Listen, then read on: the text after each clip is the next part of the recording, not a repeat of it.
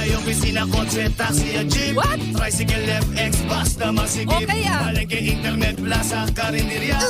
Energy FM, nagbibigay saya. Huwag mong sabihin radyo, sabihin mo Energy. Pangga, energy kaibigan mo. Pangga, energy ang numero uno. Agad pumalo na at isigaw mo. Same, pero iba. Huwag mong sabihin radyo, sabihin mo Energy. Ang nag-iisang girlfriend mo sa radyo, DJ Lindsay.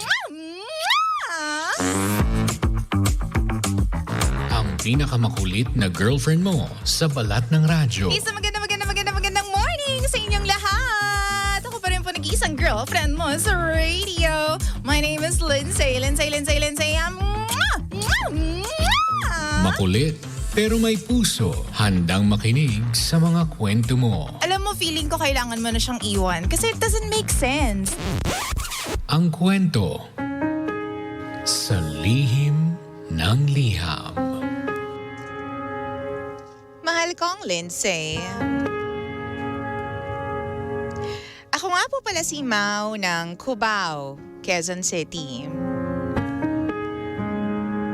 Sana po matulungan po ninyo ako dito sa problema ko. Kasi pakiramdam ko po, malapit na akong mawala sa katinoan. Palagi nga rin po pala akong nakikinig sa lihim ng liham, kaya sana po mapagbigyan niyo po ako. Nung nililigawan po ako ng boyfriend ko, hindi ko alam na meron na siyang anak. Inamin niya lang sa akin nung naging kami na. Natatakot daw kasi siya na umamin noon kasi baka ayawan ko siya. Pero totoo, aminado naman ako. Baka nga ayawan ko siya kung nalaman ko ng mas maaga. Ngayon kasi, DJ Lindsay, sobrang mahal ko na yung boyfriend ko. At napakahirap na pong bumitaw.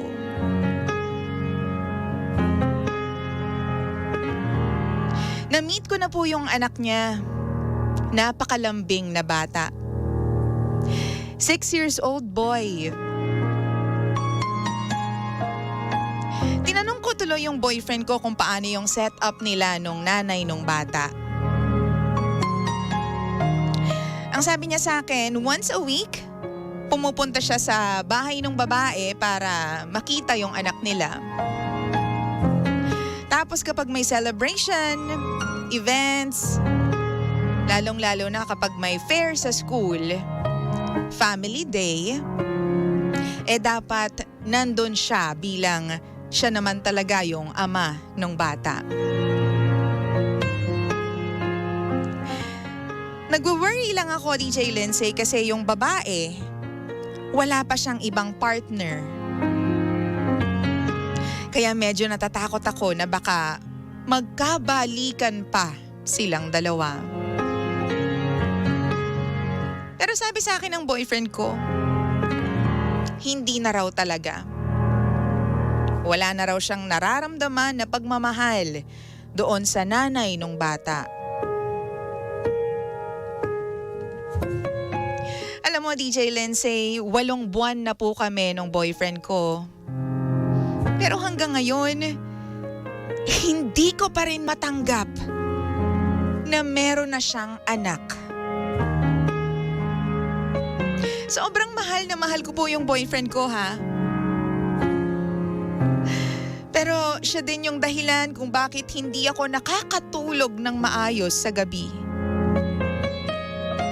Palagi ko kasing naiisip yung tungkol sa mag-ina niya. Hindi po ako mapakali pag nandun siya sa bahay nung babae. Naiisip ko na baka bumalik yung feelings. Baka may mangyari pa sa kanila. O baka naman mamaya, meron na silang tinatago na mga bagay na hindi ko nalalaman. Pangga, dapat ko pa bang ituloy yung relationship namin?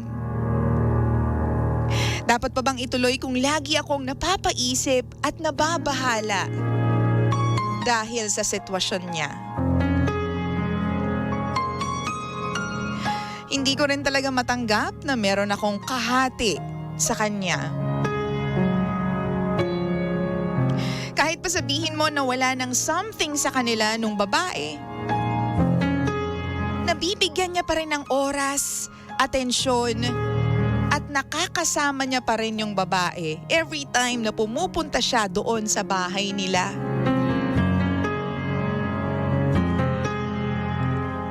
Tulad ng sinabi ko kanina, DJ Lindsay, tulungan niyo po ako. Kasi napapraning po ako. At pakiramdam ko, malapit na po akong mawala sa katinoan. Apektado na rin yung relationship namin kasi may mga times na naiinis ako sa kanya. Siya naman nagtataka lang kung bakit ganon yung pagtrato ko sa kanya. Pero hindi ko masabi sa kanya ng harapan na hindi ko matanggap yung kanyang sitwasyon.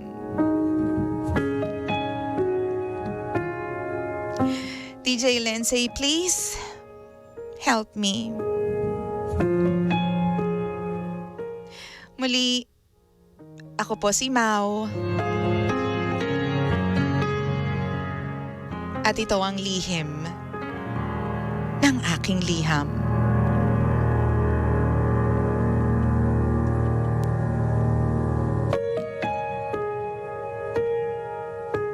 Lihim ng liham.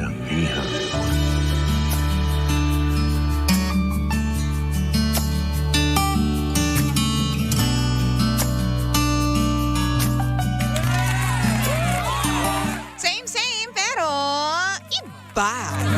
We are number 106.7 Energy FM.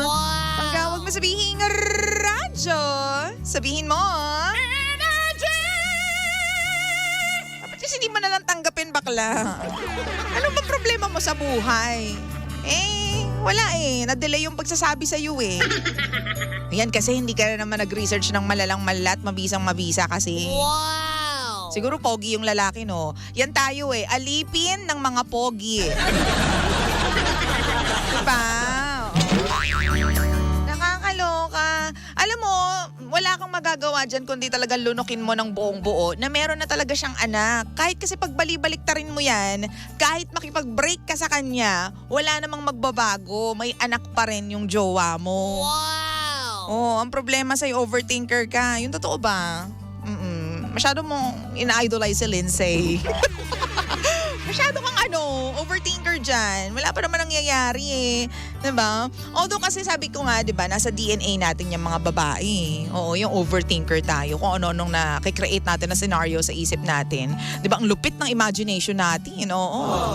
Ganyan ang mga kababaihan. Pero kasi, don't you think it's so unfair doon sa boyfriend mo na walang ginawa kundi balansehin yung buhay niya at mahalin ka ng tunay at tapat? Diba? Tapos ganyan yung naiisip mo sa kanya. Ako sorry kasi alam mo yon, ang pangit na kasi ng tingin mo doon sa boyfriend mo. Pinag-iisipan mo siya ng hindi maganda. Na baka mamaya may something sila tapos tinatago lang sa'yo. Na baka mamaya bigla pang ma-develop yung feelings ng boyfriend mo doon sa kanyang dating partner. Diba? Parang ang unfair nun, Pangga. Diba? Oo, wala ka pa naman nakikitang negative na nangyayari. Sinabi naman sa'yo na once a week pumupunta siya, diba? So, ako para sa akin lang, baka kailangan mong huminga lang ng malalim talaga. Huminga ng, alam mo yun, talagang bigay todong hinga. Wow! Gets mo ba yun?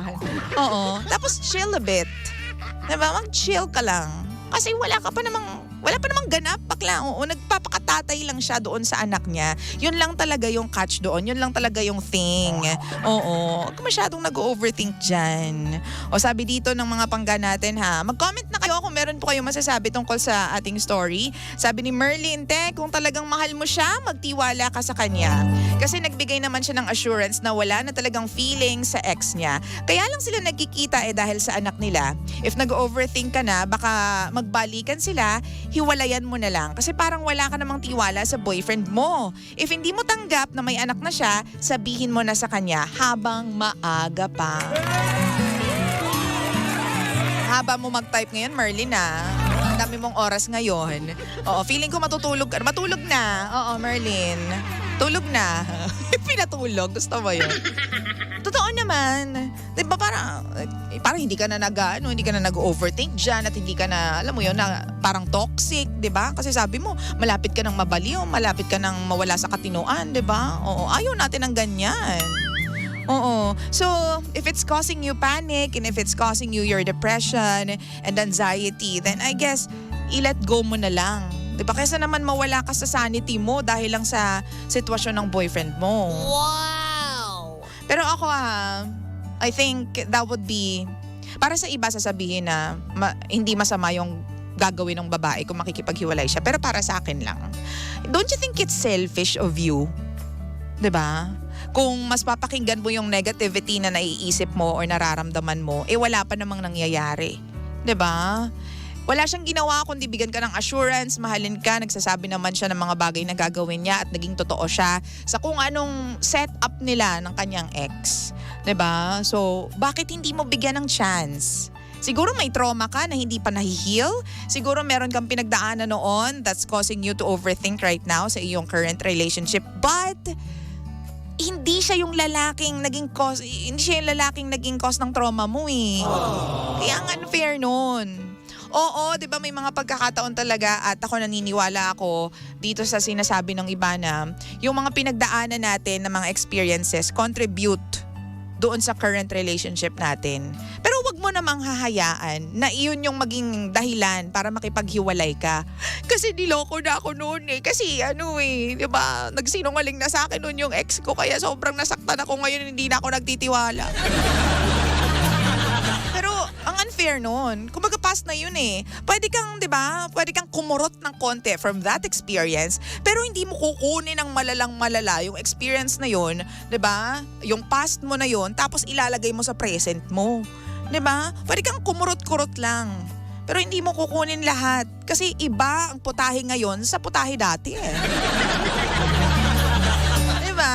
That would be so unfair. Oo, pero syempre, ikaw pa rin magdedesisyon yan. Sabi naman ni Lian, good morning po sa lahat. Kung ako sa'yo, no choice ka. Andyan na yan. Kung talagang mahal mo siya, lahat tatanggapin mo kung ano at sino siya at kung anong nakaraan niya. Kung hindi mo kaya yung setup nila ng ex niya para sa anak nila, ngayon pa lang, hiwalayan mo na siya. Diba? At maghanap ka ng walang anak, yung buong-buo sa'yo, 'di ba? Kung mahal mo, magstay ka, 'di ba? At tanggapin ng buong pagkatao niya at pati na yung kanyang anak. Totoo. Yun nga lang kasi may kadayaan din yung lalaki. Hindi inamin. So, alam mo, magmumula yan. Yung lahat ng problema ngayon, nagmula doon sa hindi pagsasabi ng lalaki agad kung ano yung meron siya. Kasi nung inamin niya, sila na nung babae 'di ba? So I think the question here is, ano yung mas malaki? Yung fear mo na baka lokohin ka nung boyfriend mo na sabi mo mahal na mahal mo? O mas malaki yung pagmamahal mo sa boyfriend mo kesa doon sa fear? 'Di ba? Gets mo yon? So ano yung mas iiral sa'yo? Yung takot mo? Yung trauma mo? Kaya hihiwalayan mo na yung boyfriend mo ngayon? O baka naman mas importante at mas mahal mo yung boyfriend mo? Mas importante yung relasyon kesa doon sa takot mo, doon sa fear mo? Wow! So kailangan mong balansehin, kailangan mo tingnan saan ba talaga, ano ba yung mas nakakasakop sa akin, yung takot ko o yung pagmamahal ko sa boyfriend ko? O, yun lang yun. Sabi naman ni Maria Sofia, if you love that man, tanggapin mo kung anong meron siya. If di mo tanggap yung anak, wag mo nang ituloy ngayon pa lang. Totoo. Kasi alam mo, Kapag halimbawa hindi mo tanggap yung anak, tapos nagpatuloy ka na nagpatuloy, lagi mong alam mo yun, binabrush off lang na, di okay lang yan, yaan mo siya, may anak siya eh. Ganyan, wala naman ako magagawa, mas nauna yun kaysa sa akin eh. Yung may mga ganun ka pang mga side comments pa na ganyan. Tapos deep inside, hindi mo talaga tanggap. Ngayon palang putulin mo na yan. Kasi magiging toxic ka lang doon sa lalaki. Magiging toxic yung relationship ninyo. It's not healthy, 'di ba? Para sa iyo, para sa lalaki at para doon sa relationship. O baka maapektuhan pa yung anak. Kasi baka mamaya dumating yung time na, alam mo yon, sino pipiliin mo? Ako o yung anak mo? Pili ka sa amin! Ako o yung anak mo? Ganyan. Diba? Ay, be, mas masasaktan ka. Dugo niya yun eh. Pero may mga stories din naman na mas pinipili yung babae. Ganyan, diba? So, maaatim mo ba na ang kahati mo talaga at alam mo yon, mawawala ng ama yung bata na wala namang alam sa mundo, 'di ba? 6 years old boy, 'di ba? Kailangan na kailangan niya yung tatay niya growing up. Kailangan ng guidance ng isang ama. Mga ganyang age, nako. Wow! So kung ako sa'yo, tanggapin mo na lang kaysa sa, alam mo yun, mas dapat manaig yung pagmamahal mo kaysa dun sa fear mo. Kung talagang totoo at legit yung pagmamahal na nararamdaman mo para dito sa guy na to, ha? Oo. So alin ba yung mas mahal mo? Diba? Yung guy na yan o yung mas mahal mo yung trauma at yung takot. Diba? Good morning naman kay Ate Lorna, kay Maine Enrique, kay Jessica. Sabi dito, try mo pong i-switch yung way of thinking mo po. Instead of looking at the negative side, focus ka po sa positive and happy side. Diba? Totoo yan. Sabi naman ni Zish, kung mahal mo ang isang tao, tanggap mo lahat sa kanya kung anong meron siya. Kung di mo siya ganun kamahal, iwan mo na siya, maghanap ka ng walang anak, yung walang sabit. DJ Lindsay. Sabi ni Irene, hiwalayan mo na girl kung red flag na siya para sa'yo. Oo, sabi naman ni Arch, the moment you accepted your jowa in your life, yun ang moment na dapat mo na-accept yung sitwasyon niya. Instead of feeling insecure because he had an ex who had a child with, bakit di ka na lang maging friends with her? Total, she's involved naman as a co-parent with your jowa. Also, don't feel na may kahati ka dahil iba ang role niya sa buhay ng jowa mo. Remember, you are the girlfriend. Ikaw ang mahal ng jowa mo. As far as the child is concerned, try to be a supporting influence rather than be an adversary to the child. Ayan na naman tayo eh. Ayan na naman tayo, Arch eh. Para tayo may guidance counselor dito. Hindi kasi si Arch ay may expertise pagdating sa mental health. Yes. So, totoo din naman, no? Why not be friends with the ex-jowa? Diba? Bakit kasi kapag may ganyan, ang tingin natin doon sa kapwa natin babae, kalaban, no? Aminin mo yan, kapag nalaman mo at nakilala mo yung ex ng partner mo ngayon, laging feeling natin kakumpetensya. Wow! Feeling natin, mas maganda naman ako. Lagi natin kinukumpara yung sarili natin doon sa ex ng jowa natin. Bakit hindi natin kaibiganin? 'Di ba? Malay mo, maisplokan ka niya ng mga bagay na hindi mo alam tungkol sa jowa mo. Totoo lang. 'Di ba? Well, basic na naman yan eh. Basic na ganap ng mga babae sa tuwing nalalaman. Well, feeling ko hindi lang babae, pati din mga lalaki, no? Kapag nakilala yung ex mo. Ex mo yan? Parang hindi counted. Parang dapat hindi siya counted sa listahan mo ng mga... May mga ganyan din eh, mga lalaki. Sabi naman ni Gigi, naguguluhan ka, baka di ganun kalalim yung pagmamahal mo sa kanya. Kasi 8 months pa lang sila. So, yun, doon ang gagaling yun. Very understandable. Kung medyo mababaw pa talaga yung pagmamahal niya doon sa kanyang jowa. Pero at least kasi, as early as 8 months, nalalaman niya na kung ano yung magiging problema. At kilala niya yung sarili niya. 'Di ba? Alam niya kung ano yung saang bagay sasakit yung ulo niya. Kumbaga hindi niya sinasawalang bahala. 'Di ba? Very, very important din yan na aware ka sa nangyayari at sa feelings mo at sa kung anong naiisip mo. 'Di ba? So yun, sabi pa dito, still watching DJ Lindsay, sabi naman dito ng mga pangga natin, naku, mag-usap kayo. Sabi ni Rosie, nako, nakaka-toxic naman si girl. Sabi ni Jeff, Sizzy, Mau, hanap ka na lang ng single dad na walang anak. Ano daw? Single dad na walang anak. Naguluhan ako doon for a moment, Si Jeff Oliveros. Sabi naman dito, Joseph Talastas, acceptance is the key dahil ang susi ay pagtanggap naman talaga. Lovely day, DJ Lindsay. Pag-greet naman po sa mahal kong nanay. Nakikinig kami, pati yung dalawang magagandang pamangkin ko, Janelle, Jervy, Ate Avel, at saka si Kuya Jerry. Good morning po sa inyong lahat dyan. Anong almusal? Nakapagkape na po ba ang lahat? Nakapaglinis na po ba ng bahay? Nakapagtupi na ba ng mga pinaghigaan? So there, so I guess the bottom line here is that ano ba yung mas mahalaga sa'yo? Ano ba yung mas binibigyan mo ng pansin? Oo, yung pagmamahal mo doon sa karelasyon mo o yung takot mo na baka mangyari yung mga bagay na iniisip mo? Ano yung mas importante doon?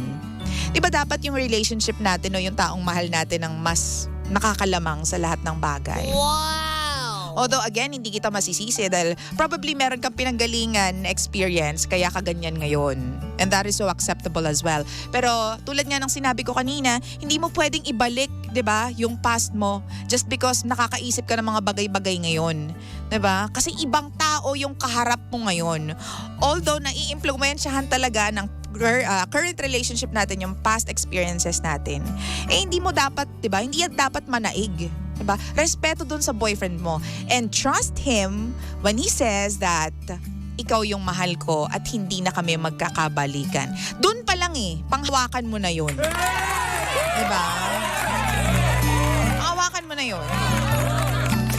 Tapos, kung meron mang mangyari na hindi ka ganda, kaaya-aya o hindi kagandahan sa mga darating na panahon, saka ka mag-decide. Oo, 'di ba? Hindi yung wala pang nangyayari, nag-overthink ka ng malala. Hindi kasi Lindsay. Oo, wag. Oo. Hindi nakaka-healthy. Oo. So, that is it, no? Mau, chillax lang. Hingang malalim, huwag ka masyado mag-isip. At lalo na ipagdasal mo yung sitwasyon mo, ha? Hingi ka ng guidance kay Lord, hingi ka ng guidance sa universe sa kung anong dapat mong gawin. Ipagdasal mo na, sana Lord, no? I-guide mo ko, sana protektahan mo ko sa lahat ng pain. At kung masasaktan man po ako, sana po make me stronger. At para kayanin ko po lahat ng mga pagdaraanan ko sa relasyon na to kasi mahal na mahal ko po yung boyfriend ko. Wow! Pagdasal mo yan na patibayin yung loob mo, patibayin yung dibdib mo. Very important yan. Kapit ka lang kay Lord at saka tiwala lang. Tiwala lang doon sa jowa mo. Okay? Pangit yan, nag-overthink tayo. Ang lakas maka-wrinkles niyan. Oo, nung pag-overthink. Huwag natin gawing hobby ang pag-overthink. Oo. Ang lakas makatanda, ang lakas makahaggard. Wow! Diba? Chillax lang. Pagmahal ka lang. You are the soul laying so softly